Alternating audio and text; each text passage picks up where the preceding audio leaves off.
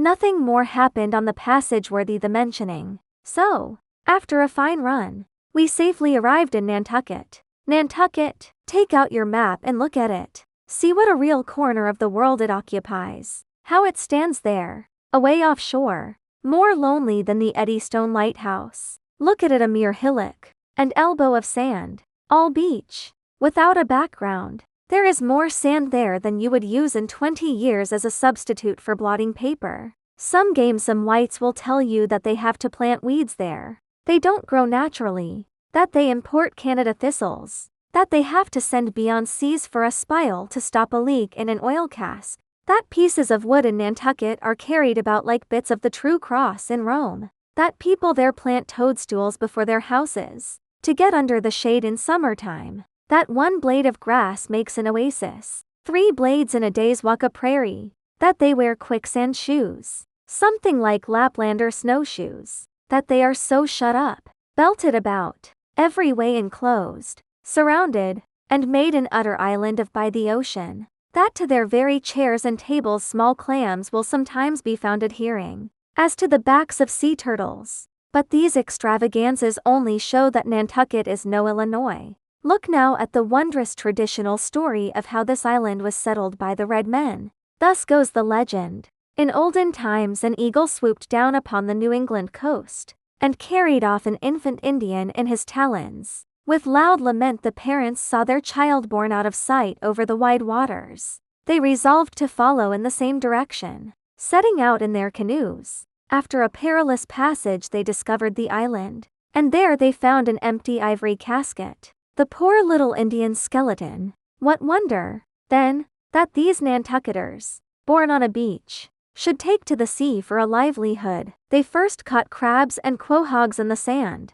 Grown bolder, they waded out with nets for mackerel. More experienced, they pushed off in boats and captured cod, and at last, launching a navy of great ships on the sea, explored this watery world, put an incessant belt of circumnavigations round it, peeped in at Bering Straits, and in all seasons and all oceans declared everlasting war with the mightiest animated mass that has survived the flood, most monstrous and most mountainous, that Himalayan, salt sea mastodon, clothed with such portentousness of unconscious power, that his very panics are more to be dreaded than his most fearless and malicious assaults. And thus have these naked Nantucketers, these sea hermits, issuing from their anthill in the sea, overrun and conquered the watery world like so many Alexanders, parsailing out among them the Atlantic, Pacific, and Indian Oceans, as the 3 pirate powers did Poland,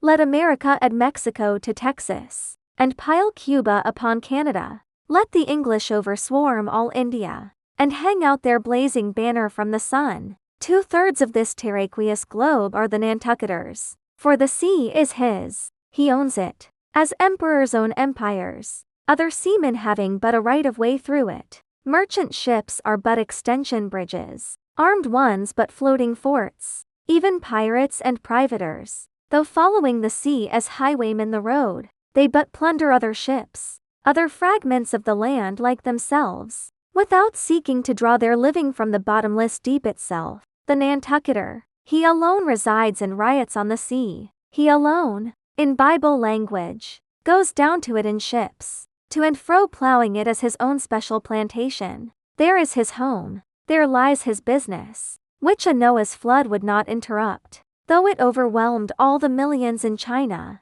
he lives on the sea, as prairie cocks in the prairie. He hides among the waves, he climbs them as chamois hunters climb the Alps. For years he knows not the land, so that when he comes to it at last, it smells like another world, more strangely than the moon would to an earthsman, with the landless gull, that at sunset folds her wings and is rocked to sleep between billows. So at nightfall, the Nantucketer, out of sight of land, furls his sails, and lays him to his rest, while under his very pillow rush herds of walruses and whales.